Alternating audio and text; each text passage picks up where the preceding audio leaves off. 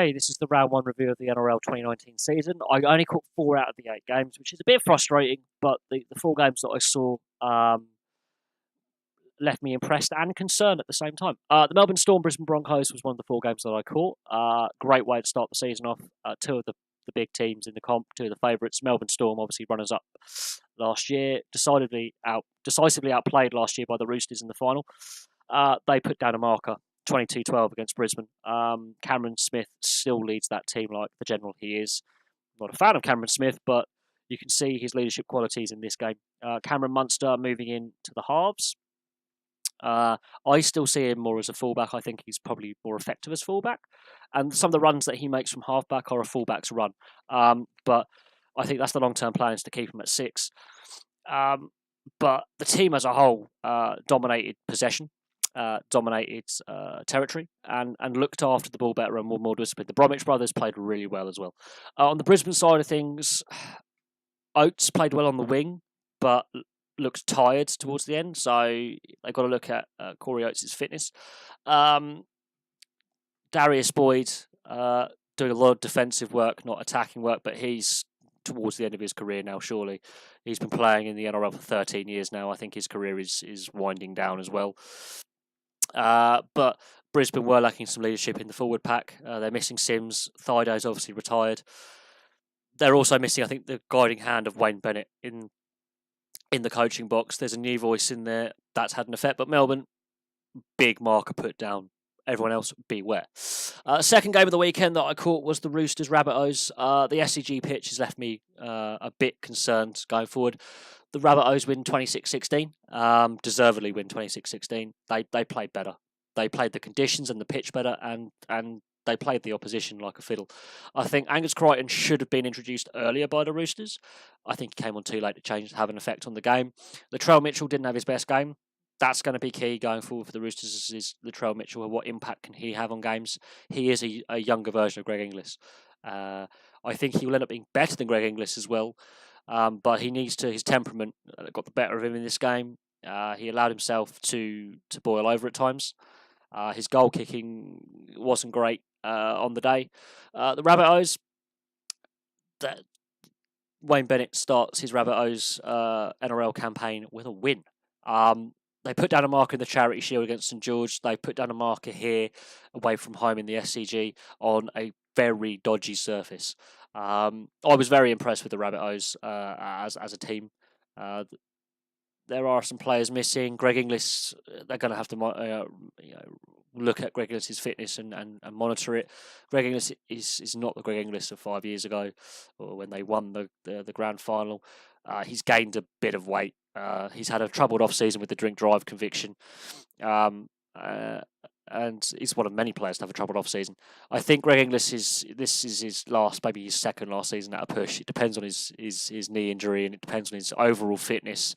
But he showed some good leadership. He was calm and composed, whereas the Roosters, Jake Friend was getting fired up. Latrell Mitchell was losing his temper. But the Rabbitohs deservedly win 26-16. The third game of the weekend that I caught was the Newcastle Knights victory over Cronulla. Yeah, this was the scrappiest game of the 4 games that I managed to watch. Newcastle have a team spirit. They have a team unity. They're more than just the sum of their parts. They have a couple of star players in there like Mitchell Pearce, David Clemmer, but they are more than the sum of their parts. Some of the younger players have really stepped up over the years. They've been regularly near the bottom of the comp for a long time, which is a shame. But they really put up a fight, and they look like they're going to be tough to beat at home. Cronulla, reeling off the off-season for the salary cap scandal, didn't have a great game. Moylan at fullback, I wasn't sold with Moylan at fullback. He left a lot to be desired. He came over from Penrith with this reputation as he was a captain at Penrith, star player. Yeah, he's not like Ben Barber for talent. I'll give it that. And off-field discipline as well with Matt Moylan as well, as one of the reasons why he left Penrith in the end. Cronulla as a whole, just lacking cohesion. Sean Johnson wasn't allowed to have the freedom to express himself and put his authority on the game. Mitchell Pearce was actually very mature and good, and showed some good leadership for the Knights. He really moved them around the field quite well, and nice conversation with the referee, respectful conversation. He wasn't effing and blinding, very calm. Really has matured whilst he's been at Newcastle. I think getting him out of Sydney was the best thing he's ever done. Edric Lee gets the winning try from an intercept. Buddy butchers one in the first half. It's Edric Lee, what do you expect? But Edric Lee in defence, their fringe defence from Newcastle, they were making the right decisions coming in to make the big hit. Deservedly win 14-8. They're going to be tough to play against at home. Away form is what we've got to wait and see on, but at home they look solid, prickly, and really difficult to play through. Now we get on to 4 games that I didn't see. North Queensland Cowboys, all the reports coming out of this game, Taumalolo was a wrecking ball. And post Jonathan Thurston, they put down a dominant display, 24-12 over the St George Illawarra Dragons. Dragons, off-field, I'm going to point this out. Off-field scandal. Several teams have had off-field indiscretions, and all 3 of them lost. And St George were decisively outplayed. The Jack de Belin scandal is having an effect, absolutely. This raises questions about the culture within that dressing room, and it raises questions about the team unity. They've got to come together and get through a tough period. Now, Jack de Belin, you can make up your mind about Jack de Belin. We have to be careful with trial by media, but that's got to be having an effect on these players. But the playing group needs to come together and show some unity as a playing group, and whether they stand by or they reject Jack de Belin is another thing, but they need to have some team unity, I think. Queensland Cowboys post Thurston, that's a dominant display. That is a dominant display by the North Queensland Cowboys. They could be a dark horse for the comp. West Tigers, Manly Sea Eagles. West's putting 20 points on Manly. West Tigers, for me, regularly do this at the start of the season. They come out really quick, really fast, but they no longer have Mitch Moses. They no longer have, Tedesco. Some of their key strike runners have moved on. Aaron Woods has moved on. So, they are a different side to what they were 2-3 years ago when I was really religiously into the NRL. I've missed most of last season. I missed most of the 2017. It was frustrating. I saw about a quarter of the 2017 season. I saw very little of last season. The 2016 season, I watched every game. I managed to watch every game. West Tigers did this in 2016 and 2015. They came out of the blocks in the first couple of rounds, got some wins like this, and then they fell apart around round 4 to round 5, and then they fell off a cliff. Let's see if the West Tigers can maintain this momentum for the whole season, not just patches of it. But solid first start. That's an authoritative stamp on the game. We'll see if they can maintain that. Manly Sea Eagles, not good enough. I had my concerns about Manly for a while. They're meandering along a course. There doesn't seem to be a direction with Manly going forward. The New Zealand Warriors, this was the result that really stunned me, looking at the results preparing this video. 40 points to 6 over Canterbury. I think the Dylan Napa scandals had partly an effect, but also the salary cap, having to let so many key players of their leadership group, the Morris twins, James Graham, David Clemmer, Aaron Woods, they've all moved on. That's had a massive impact, the salary cap, and having to get under it. They've lost a lot of leaders in Canterbury. I think Canterbury could struggle this season. Canterbury might have a write-off season and just build for next year, try and get the young players and pieces in place to get back to be competitive in the future. They had some players on big contracts, and this is the issue with the salary cap, is balancing, things. Canterbury overpaid players and are paying the price for it now because they've had to release so many players off their books. And some players weren't there very long, like Aaron Woods wasn't there very long. James Graham, long-time leader, he's moved on. So, yeah, that's had no impact. The Warriors, post Sean Johnson, put 40 points past the team. The Warriors, again, much like West Tigers, can do this in patches. Can they maintain that across the whole season? We'll see in a few rounds' time if they keep winning like that. But I think the Warriors at home look scary. Canterbury look worrying. Gold Coast Titans losing one of only 2 sides to lose at home. They lost 21-0 to Canberra. Yes, there was a drop goal in there.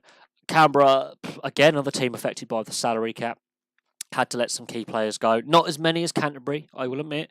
And they have brought some big names in from the Super League, such as Bateman.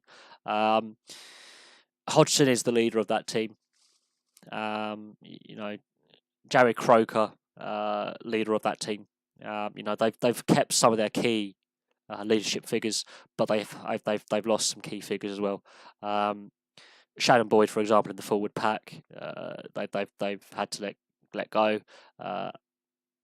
Blake Austin's gone. He was key to their attack from the halves, but to put 21 points past the team away from home and not concede any, that's a solid start. Let's see if Canberra can maintain that, because they've only made the finals in 2016 under Ricky Stewart. Every other season they've come up short. Let's see if they can maintain that and get back to finals footy. I think if they can win away from home like that, let's see what their home form is like. I think their home form could be crucial. Gold Coast, they haven't recovered from the Jared Hayne era, really.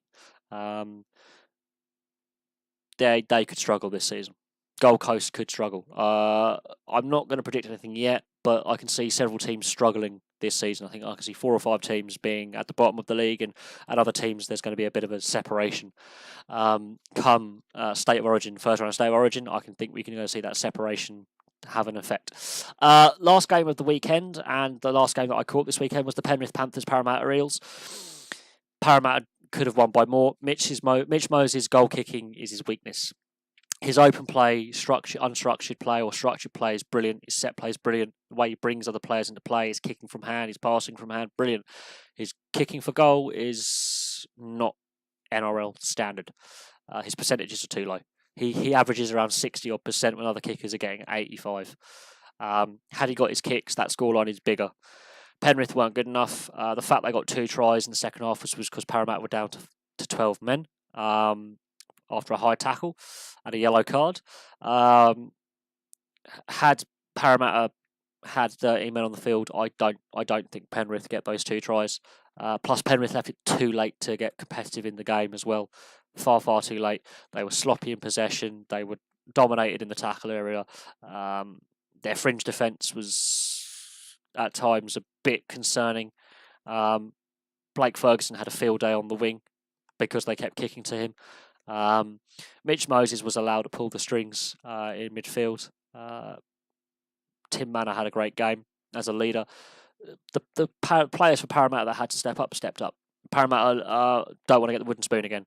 I think the Jared Hayne era return didn't work. Jared Hayne had an effect on Gold Coast Titans. They're still reeling from that structurally. Parramatta last season with Jared Hayne, it was a disaster. I think they want to forget his return as quickly as possible. They didn't look like wooden spoonists when I watched the replay of the game, the full replay. When I looked at that game, they didn't look like they won. They got the wooden spoon last year. Teams that look like wooden spoonists to me: Cronulla, Manly, Canterbury, Gold Coast. It's a pity that I didn't catch the 3 games where Canterbury, Manly, and Gold Coast lost, but Cronulla, they didn't look fluid. They look like they're reeling from the salary cap. Parramatta did not look like wooden spoonists. They look like they've got enough to trouble teams. But there we go. That's the round 1 review. Melbourne looks solid. It's worrying for the rest of the comp already. The Roosters, I'm not overly concerned about the Roosters. I'm not overly concerned about the Broncos either. I think they've had a lot of player changes and coaching changes and things like that. They're going to take a while to bed in. Newcastle Knights, they're going to be difficult to play at home. Their away form is going to be what's interesting. Sharks, they look like they've got a tough year ahead. Cowboys, post Thurston, dominating a dominant win. Post Jonathan Thurston, they're going to be a dark horse, I think. West Tigers and the New Zealand Warriors, can they maintain these dominant first round performances? Can they maintain that for 5, 6, 7 rounds? Let's say win 5 out of 7. That's going to be interesting, especially with the West Tigers, because they regularly start the season first couple of rounds really well, and then they drop off a cliff very quickly after that. I think Gold Coast could be wooden spoonists for me. They look. From all the reports that I've read on the game, they were hopeless. But there we go. Thank you very much for watching. I will try as best as possible to catch as many games as possible, and obviously we'll start getting the NRL table up as well. As things go on, we'll get the table up, and we'll try and do the table and the score on the board and see, looking at the ladder, who's where.